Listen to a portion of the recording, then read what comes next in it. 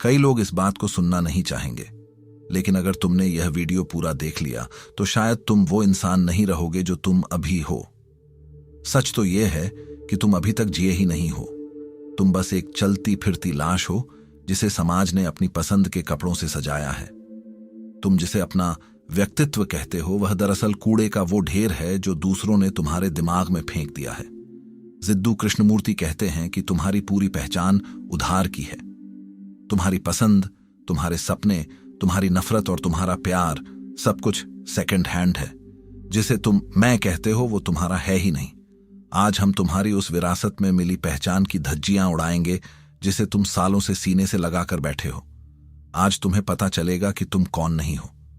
तुम सोचते हो कि तुम रीति रिवाजों और परंपराओं को इसीलिए मानते हो क्योंकि वे पवित्र हैं, महान हैं, या उनमें कोई बहुत बड़ा सच छुपा है। लेकिन कृष्णमूर्ति की आंखों से देखोगे तो सच कुछ और ही निकलेगा। तुम उन्हें इसलिए मानते हो क्योंकि तुम अंदर से डरे हुए हो। तुम अकेले खड़े होने से डरते हो। तुम्हें डर लगता है कि अगर तुमने भीड़ का हाथ छोड़ दिया तो तुम खो जाओगे। तुम अलग दिखने से, अलग सोचने से और अलग होने से इतना घबराते हो कि तुमने अपनी पूरी जिंदगी उन लोगों के हाथों में सौंप दी है जो सैकड़ों साल पहले मर चुके हैं। वो लोग जो आज मिट्टी बन चुके हैं, वो यह तय कर रहे हैं कि आज तुम क्या खाओगे, तुम किससे शादी करोगे और तुम किन पत्थर की लकीरों पर विश्वास करोगे। क्या तुम्हें एहसास भी है कि तुम एक मानसिक गुलामी में जी रहे हो? कृष्णमूर्ति ने इसे ही द सेकंड हैंड लाइफ कहा था। जिद्दू कृष्णमूर्ति का यह सवाल सीधा तुम्हारे कलेजे पर वार करता है। क्या तुम इस अंतहीन धारा से बाहर निकल सकते हो? अगर तुम किसी विचार पर सिर्फ इसलिए यकीन करते हो क्योंकि तुम्हारे पूर्वज ऐसा करते थे तो यह फेथ नहीं है, यह सिर्फ कंडीशनिंग है। यह एक दिमागी पिंजरा है। बुद्धिमान होने का पहला लक्षण है सवाल करना।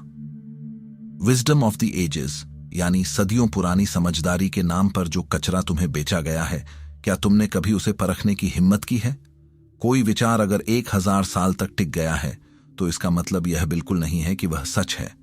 वह सिर्फ एक बहुत ही पॉपुलर झूठ भी हो सकता है और तुम उस भीड़ का हिस्सा हो जो उस झूठ को सच मानकर पूज रही है। कृष्णमूर्ति का एक मुख्य विचार था the freedom from the known. हमारे मन को वो चीजें बहुत पसंद हैं जो जानी पहचानी हैं। हमें वो सुरक्षा अच्छी लगती है जो कबीले या भीड़ का हिस्सा बनने से मिलती है। लेकिन जो वास्तविकता है, जो सच है, वह कभी पुराना नहीं होता। सच हमेशा नया होता है, जीवंत होता है। वह इसी पल घट रहा है। परंपरा एक ऐसा पिंजरा है जो तुम्हें उस ताजा सच्चाई को देखने से रोकता है। जब तुम किसी इंसान को देखते हो तो तुम उसे नहीं देखते, तुम उन लेबल्स को देखते हो जो तुम्हारी संस्कृति ने तुम्हें दिए हैं। तुम दुनिया को पुराने पूर्वाग्रहों के धूल भरे पर्दे से देखते हो। अगर तुम्हें वास्तविकता का पता लगाना है तो तुम्हें इस पर्दे को फाड़ना होगा। तुम्हें अकेले खड़े होने की हिम्मत जुटानी होगी, बिना किसी समुदाय, बिना किसी विचारधारा और बिना किसी पहचान के सहारे के। जर्मन फिलोसोफर फ्रेडरिक नीत्शे ने एक बार कहा था, भीड़ हमेशा गलत होती है। और सायरन कीरकेगार्ड का मानना था कि भीड़ में शामिल होना अपनी आत्मा को मार देने जैसा है। इन महान विचारकों ने भी वही इशारा किया था जो कृष्णमूर्ति कह रहे थे। जब तक तुम भीड़ से अलग नहीं होते तब तक तुम खुद को जान ही नहीं सकते। तुम बस एक परछाई बनकर रह जाओगे। समाज तुम्हें एक नाम देता है, एक काम देता है, एक औकात देता है और तुम उसे ही अपनी असलियत मान लेते हो। लेकिन असली विद्रोह बाहर की दुनिया से नहीं बल्कि अपने अंदर की उस कंडीशनिंग से है जो तुम्हें चैन से बैठने नहीं देती। कृष्णमूर्ति कहते हैं कि इंसान सच से ज्यादा सुख और आराम को चाहता है। सच तुम्हें परेशान करता है, तुम्हें तुम्हारी कंफर्ट जोन से बाहर खींचता है। परंपरा एक लोरी की तरह है जो तुम्हें सुलाए रखती है। तुम सच नहीं जानना चाहते, तुम बस यह सुनना चाहते हो कि तुम जो कर रहे हो वो सही है। तुम्हें रीअश्योरेंस चाहिए, लेकिन जागरूकता की राह पर कोई तुम्हें थपकी देने वाला नहीं मिलेगा। वहां तुम्हें खुद अपना दिया बनना होगा। Be a light unto yourself. कल्पना करो, अगर तुम किसी सुनसान टापू पर अकेले पैदा होते, जहां कोई समाज नहीं होता, कोई पुरानी किताबें नहीं होती, कोई समझाने वाला नहीं होता, तो क्या तुम आज भी उन्हीं चीजों पर यकीन करते? क्या तुम्हारे डर वही होते?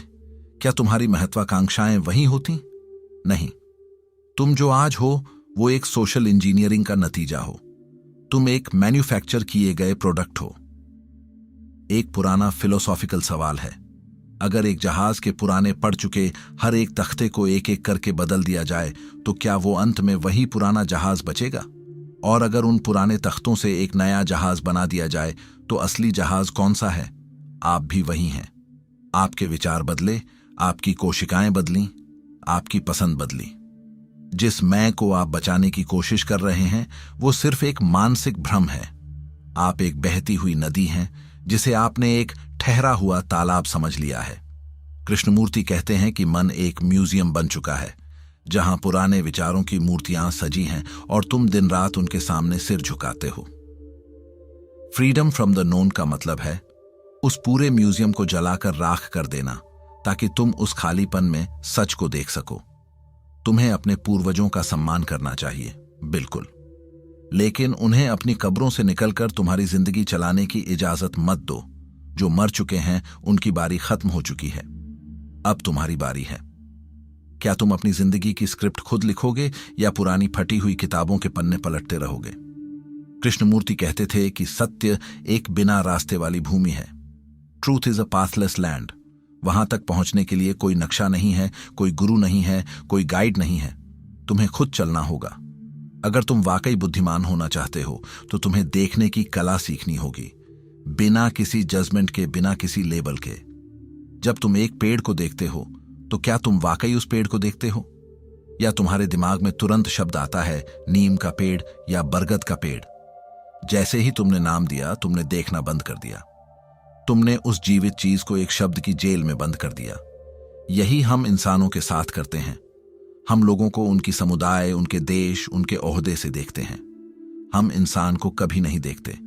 कृष्णमूर्ति कहते हैं कि समस्या परंपरा नहीं है, समस्या है तुम्हारी बिना सोचे समझे कि जाने वाली आज्ञाकारिता, यानी अनकॉन्शियस ओबीडियंस। तुम इसलिए नहीं मान रहे क्योंकि तुम जानते हो, तुम इसलिए मान रहे क्योंकि तुम सवाल पूछने से डरते हो। तुम्हें लगता है कि सवाल पूछना अपमान है, लेकिन सच तो यह है कि बिना सवाल के कोई भी विश्वास सिर्फ एक बोझ है। एक जिंदा दिमाग वही है जो हर चीज को संदेह की नजर से देखे, जो हर स्थापित सत्य को चुनौती दे ताकि वह देख सके कि उसमें कितनी जान है। लाओ त्सु ने कहा था, जो दूसरों को जानता है वह बुद्धिमान है, लेकिन जो खुद को जानता है वह प्रबुद्ध है। लेकिन खुद को जानने का मतलब यह नहीं है कि तुम अपनी पुरानी यादों को खंगालो। खुद को जानने का मतलब है इस पल में अपनी प्रतिक्रियाओं को देखना, यह देखना कि कैसे तुम्हारा अहंकार तुम्हें चला रहा है, कैसे तुम्हारा अतीत तुम्हारे वर्तमान को जहरीला बना रहा है। कृष्णमूर्ति के लिए सेल्फ नॉलेज कोई थ्योरी नहीं थी, बल्कि एक निरंतर चलने वाली प्रक्रिया थी। कृष्णमूर्ति कहते हैं कि जहां डर है वहां इंटेलिजेंस नहीं हो सकती। डर बुद्धि का दुश्मन है और हमारा पूरा समाज डर की नींव पर खड़ा है। हारने का डर, अकेले रह जाने का डर, भगवान के नाराज होने का डर, समाज के बहिष्कार का डर। इस डर से बाहर निकलने का सिर्फ एक ही रास्ता है, जागरूकता। ऐसी अवेयरनेस जिसमें कोई चुनाव ना हो। तुम्हें बस यह देखना है कि तुम कैसे डर रहे हो, तुम कैसे दूसरों की नकल कर रहे हो। तुम्हें उसे बदलने की कोशिश नहीं करनी है, क्योंकि बदलने की कोशिश करने वाला मैं भी उसी कंडीशनिंग का हिस्सा है। तुम्हें बस उसे देखना है। जैसे ही तुम अपनी बेड़ियों को पूरी स्पष्टता से देख लेते हो, वो बेड़ियां गिरना शुरू हो जाती हैं।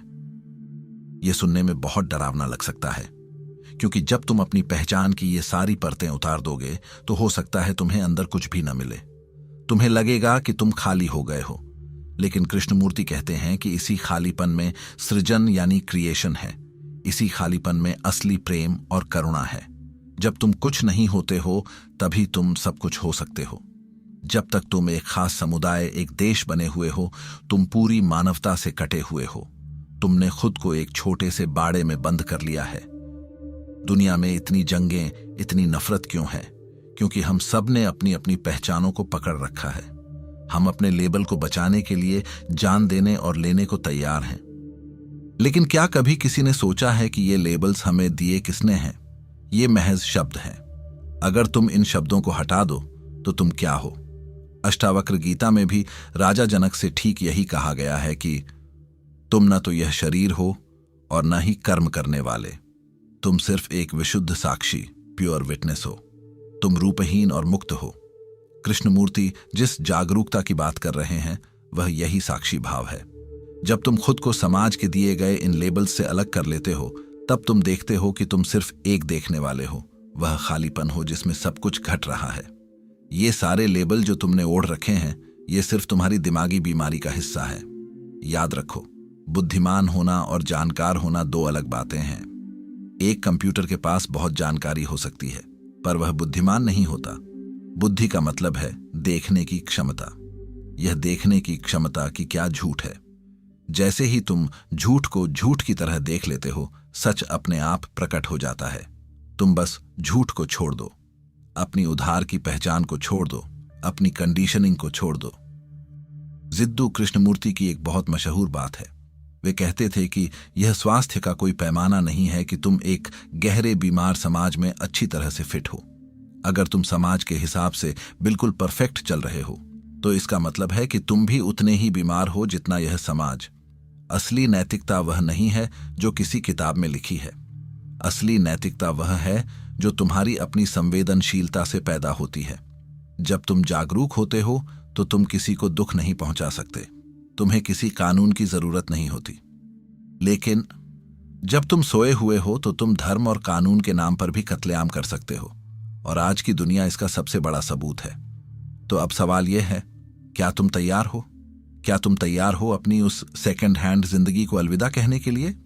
क्या तुम तैयार हो उस अज्ञात द अननोन में छलांग लगाने के लिए जहां कोई सुरक्षा नहीं है पर असीम स्वतंत्रता है? यह रास्ता कठिन है क्योंकि यहां तुम्हें सहारा देने वाला कोई नहीं है, पर यही एक रास्ता है जो वाकई कहीं ले जाता है। बाकी सब तो कोल्हू के बैल की तरह एक ही घेरे में घूमना है। कृष्णमूर्ति कहते थे, सीखना कभी खत्म नहीं होता, लेकिन सीखना वह नहीं है जो तुम स्कूल कॉलेज में करते हो। वह तो सिर्फ जानकारी इकट्ठा करना है। असली सीखने का मतलब है हर पल को नया देखना, बिना किसी पुराने अनुभव के बोझ के। जब तुम इस तरह से जीते हो तो तुम्हारी जिंदगी एक एडवेंचर बन जाती है। तब कोई बोरियत नहीं होती, कोई तनाव नहीं होता। अपनी कंडीशनिंग को चुनौती देना ही असली साहस है। युद्ध के मैदान में लड़ना आसान है, लेकिन अपने ही पुराने विचारों के खिलाफ खड़े होना सबसे मुश्किल काम है। पर जो यह कर लेता है वही निर्वाण को उपलब्ध होता है, वही असली आजादी को छकता है। बाकी सब तो बस आजादी के बारे में बातें कर रहे हैं, जी कोई नहीं रहा। कृष्णमूर्ति की बातें तुम्हें कड़वी लग सकती हैं, क्योंकि वे तुम्हारी पहचान की जड़ों पर कुल्हाड़ी चलाती हैं। वे तुम्हें बेसहारा छोड़ देती हैं। लेकिन याद रखना, जब तक तुम डूबते हुए तिनकों को पकड़ना नहीं छोड़ोगे, तुम तैरना नहीं सीखोगे। तुम्हें वो सारे सहारे छोड़ने होंगे जो तुम्हें अपाहिज बना रहे हैं। तुम्हें अपनी बैसाखियां फेंकनी होंगी।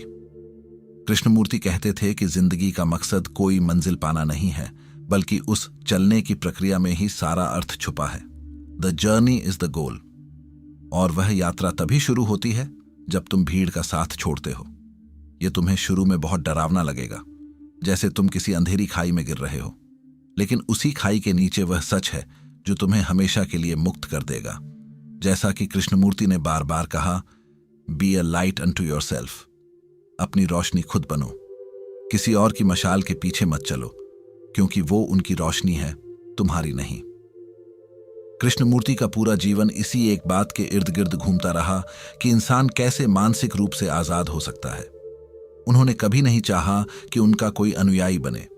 उन्होंने हमेशा कहा, मुझ पर यकीन मत करो, मेरी बातों को अपनी जिंदगी में उतार कर देखो। दुनिया को एक नए नजरिए से देखिए, ऐसे जैसे आपने पहले कभी कुछ देखा ही ना हो। हर चीज को पहली बार देखिए, हर इंसान को पहली बार देखिए, और देखिए कि कैसे आपकी दुनिया बदल जाती है। बहुत बहुत धन्यवाद।